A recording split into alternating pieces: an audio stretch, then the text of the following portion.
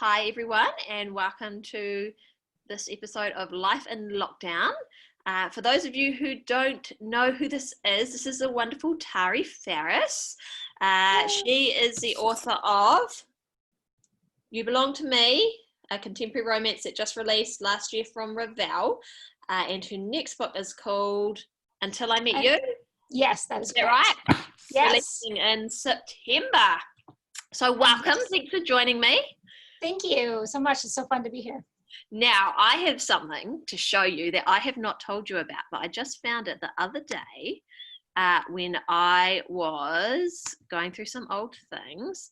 Look at this. Yes, that actually is one of, I think, my second ACFW. Yeah, I was trying to, is it 2012? Yeah, I think it would be 2012.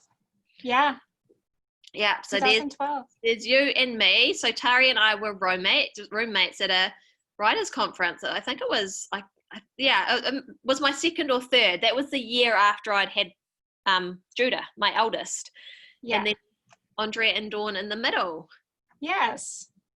So Dawn has two kids now too. She didn't have any children at that point. Now she has two kids.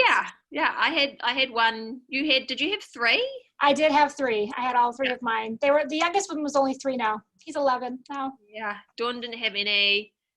Andrea 3? Yeah, hers are older than mine. So. Yeah, they're all older, aren't they? Yeah. Now, I can't remember. How did we end up as roommates?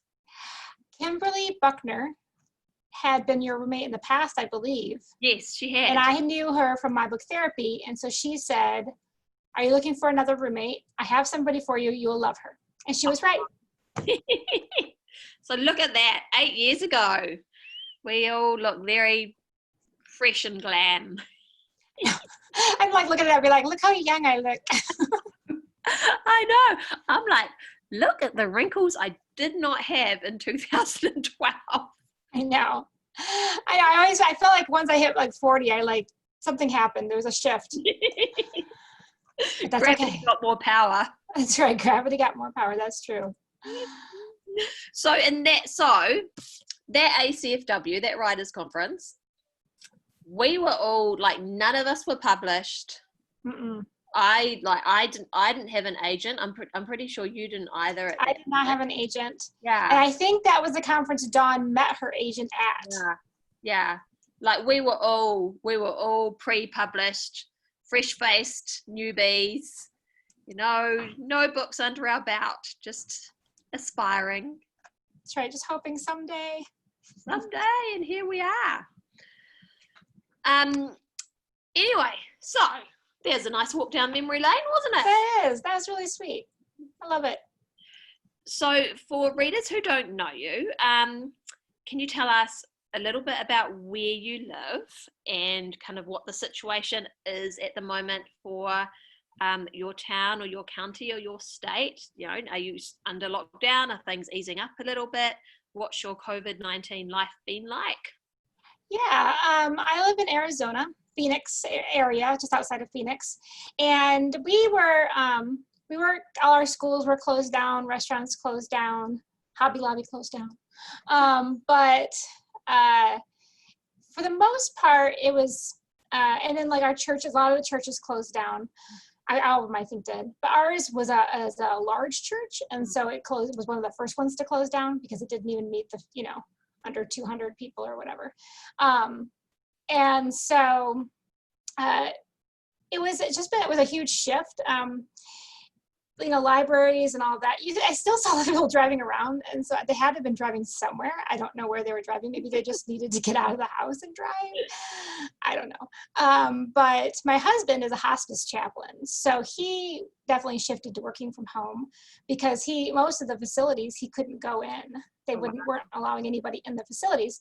So he would call and ask about the patients. And then he spent more time on the phone with patients' families, just because they were having a harder time not being able to see their loved ones. Yeah. So he's really shifted his job from a lot of personal visits to a lot of phone visits But for myself, it just, I didn't really leave the house. Like our calendar that normally has all the to-dos of our family, because we have a very busy family. I have 3 teenagers. And it all just shifted. I just erased it all, and it just became a count every day, like how many days now. And I think we were like up to like 70 some.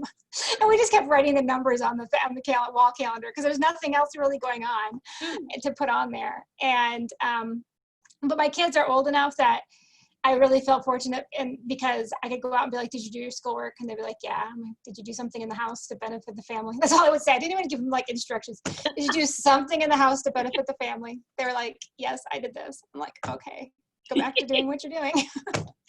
I tried to get out a little bit with them every day. I was still trying to work, and I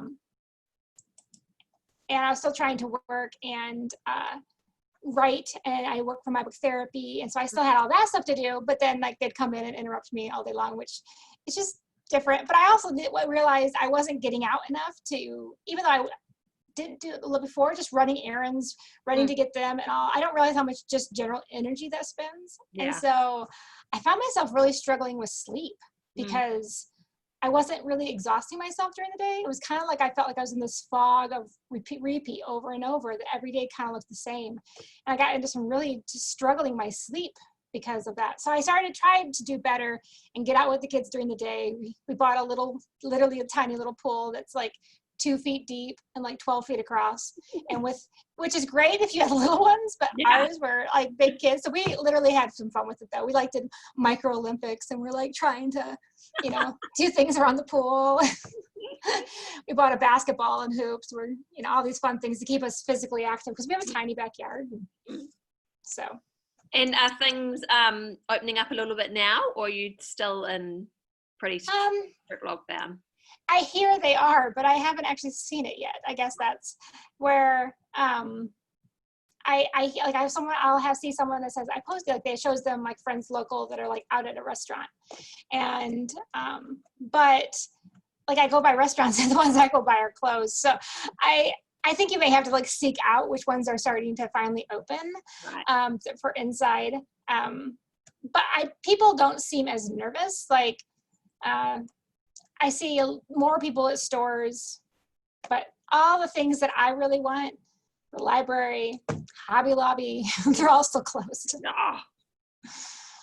We do not have Hobby Lobby in New Zealand. And so the joy that I have seen on Facebook is various states' Hobby Lobbies reopen. I'm like, I don't know what this is. But it looks kind of really missed it. Do you guys have a Michael's or like a Michael's craft store? We have, I guess, it's kind of called Spotlight, I guess, would probably be our closest thing. Okay. Like kind of crafty stuff. Yeah, it has crafty stuff in it, but it also has home decorator type of stuff. And it's about, it's the size of a small Walmart, or it's a big store. So it literally has like lots of options.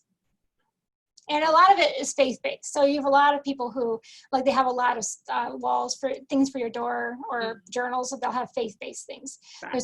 I think it's a faith-based company. So you'll have hymns, actually, classic, like just the, you wouldn't recognize them if you didn't know the hymns, but they're just classical music, but they're playing in the background and stuff. So it's just has a fun store to go to.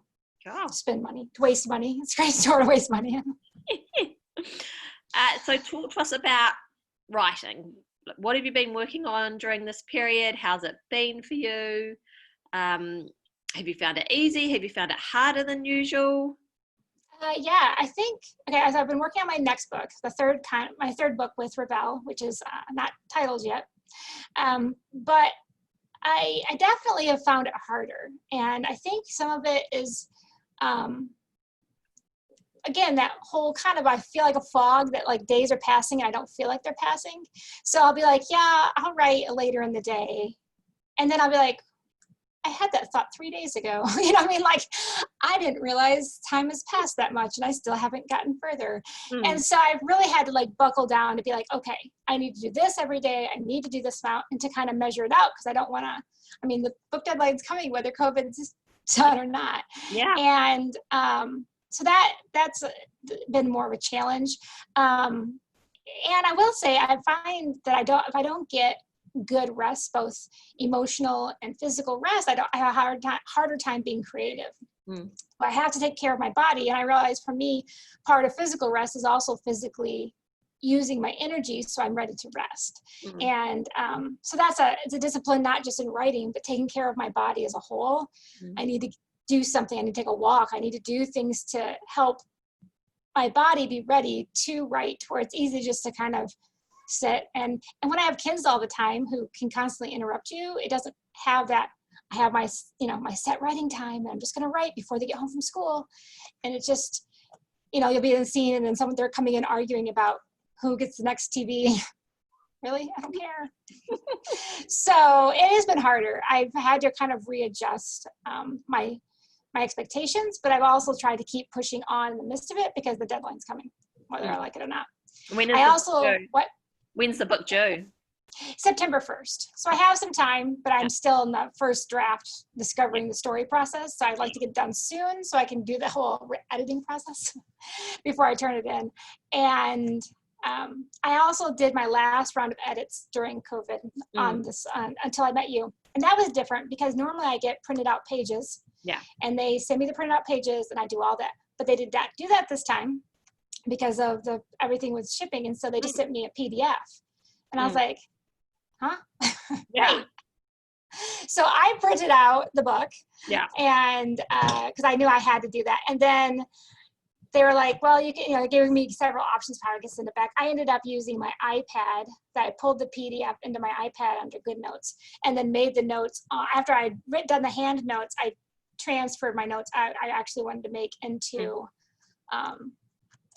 digital notes. So that was easier because they said, well, you can just scan them and send it in. But our scanner, of course, isn't working right now. Nah, of course, because you know how that happens. Not working when you need it to work. Yeah. And I can't mail them back. So I'm like, well, let's try this. And she said it worked well. So, and they said, they're like, you can just do it on Adobe. You can just type in the edits. But it wasn't going to let me do that unless I paid for a subscription. So I'm like, right. Yeah. So. No, thank you. So tell us a little bit about Until I Met You. Okay. Assuming you read You Belong With Me, a character you meet in the end of the book, her name is Libby. And I can't tell you, in case you haven't read the book, I will not tell you how she is connected to the heritage because it is kind of a surprise. But she decides to move to this town because of her connection to it and become the new library, because in the first book, they're trying to get a grant to fix up the town. And part of that, they decide they're going to hire a librarian. And as well as use some of the money to landscape this new square they have, that they get a new square. They clear a square in the first book. And so they're trying to figure out that they hired the landscape architect and they've hired a new librarian. And so the librarian quickly goes into the small town library that hasn't been open since 1995 and realizes that it's a lot more than just opening a library. Dusting off the books. And so she wants to, it's actually located in the basement of the town hall, and which is, I actually got because in my small town, it wasn't in the basement, I will say that. It was in the town hall though when I was a child. Like there was the tax office and then there was the library. The library was like one room and it was a tiny little room.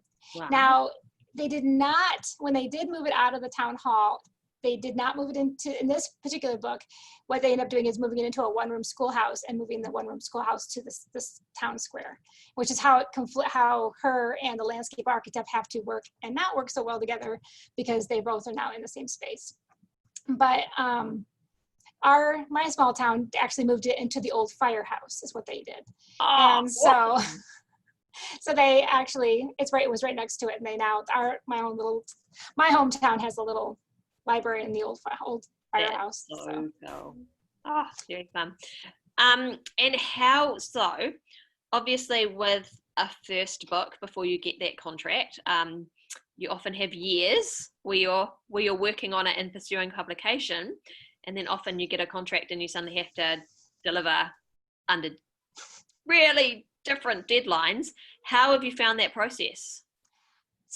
That's what they call the sophomore book syndrome was a real thing to me. And I definitely at one point ended up in tears to my mentors above me going, I can't do this. Please tell me my book's not terrible.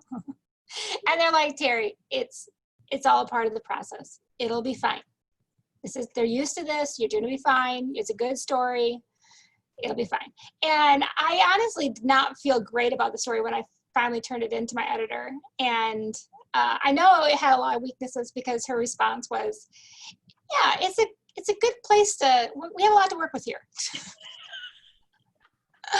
Yeah, okay. So her and I worked through our, she gave me her edits back, and I worked on it again, and then it went through another editor for the line edits and helping, and so and now that I will say, during my last round of edits, and I was reading through it, and I was like so happy when I read it. I'm like, oh, my book's not terrible. Look, I'm so happy. It's made it. We finally made it. It finally got there. And I really wondered when I turned it on, like, people are going to be like, what happened to her? Like, she had this book in my second one. But I'm excited about it now. I'm excited for it to hit the shelf. Yeah. So I had the same thing with my sophomore book, Can't Help Falling. I had to do like essentially what I turned in to my editor and what was released. Like, there's really not a lot of similarity between them. I mean, basically what's similar is that the main characters are the same and the setting is the same. But I had to, in rewrites, gut the whole plot and come up with a completely different plot. And have been rereading it recently because there's some quite strong connections between Can't Help Falling and my book that comes out in June called Start With Me. And I was rereading it thinking about like the whole like pressure of having, an editor come back and be like, okay, so there's a lot here we need to fix and we need to do it in 3 weeks. When it used to be a year. I take a year. I know, it's barely time to process, and you're like, okay, got to fix all these things. Yeah, but that's why I'm always surprised by writers I sometimes hear saying things on social media like, oh, I'm just really lucky. I'm a really gifted writer and a really gifted editor, so I don't need to get any kind of outside help. I'm like, honestly, if my books did not have outside professionals, like, it would not be good. Yeah, I have a hard time. I think that a lot of people who think that, I think, could benefit from outside help. I mean, maybe not, but I know that even some of these people I think are really good writers, I see it after they've been through an editor, and I'm like, oh, yeah, see, even you benefit from a writer. I mean, like, people who I consider like really up there in the industry, I've seen some of their work beforehand, and then after it's been through an editor, and I'm like, so see, editors are good. Yeah. Editors are our friends. Editors are our friends and they're on our team. So, final 2 questions for you. Yeah. What do you miss the most right now? And what is keeping you sane right now?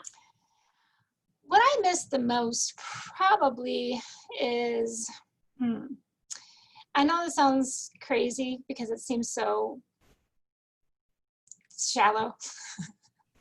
But I really miss treats. Like, I love to reward myself by like, I'm going to Dairy Queen today because I did a good job writing, and I'm going to stop and get a cinnamon roll today because it will motivate me to get 2 more, like, I'll do it to get 5 scenes done. Like, I know how people say you're not supposed to eat like that, but I really like to motivate myself with treats. And so, but I can't. I'm like, I mean, I can go through the drive-through and stuff, but I will say my husband's been more cautious about that because of his job. If he gets it, he has to take a 2-week vacation because he can't be around anybody in his industry. So he's been very cautious about where we go because we don't he doesn't want to have to take 2 weeks just to be spending home doing nothing. So that's what I've been missing, is just those little trips that I get throughout the day that are like my alone time, that it's just me going. And I didn't realize how much alone time I need until I don't have any. Yes. And what is keeping you sane right now? What's keeping me sane? The one thing that keeps me the most sane is my quiet time. Spending time, just really focusing on making sure I take daily time to connect with God and just read a little bit, even if it's not elaborate. but something to help me remember why I write, help me remember why I, like help me keep me giving perspective when I'm parenting. And, like today, my youngest 11-year-old, I was trying to talk on the phone to somebody in a business call, and he comes up and he's just hugging me and be like, I love you, Mom. I love you, Mom. And part of me's like, stop it, but he's being really sweet. So that does help me give more perspective when I'm parenting 24/7 versus normally just having part of the day. So yeah, I would say definitely taking time every day to spend a little bit in the Word and prayer has helped me refocus. Oh, awesome. So I am going to give away a copy of You Belong With Me. So Tari, what is the question people need to answer if they would like to be in to win? I want to know what your favorite trope basically is. Like, You Belong With Me is a very much a friends to more kind of a situation, which is actually my husband and I, we were really good friends, and then when it became fell in love from that. But what is your, maybe you can write what your significant other, like you're a spouse, what was your, did you guys friends first, or what kind of meeting do you think is amazing did you have, or would you like? It's really open-ended. Do you like to read about whatever you like to read, or whatever happened to you, or whatever? I just like to know, just love the different types of, Great question. Okay, everyone. So what is your favorite romantic trope, whether it's the way that you met your significant other or what you like to read about? So lots of options there. So pop a comment in if you'd like to go on to win. If you'd like to be in to win a copy of You Belong With Me. Thank you so much for your time today. It was lovely to see you. Lovely to see you. Thank you so much for having me. You're welcome.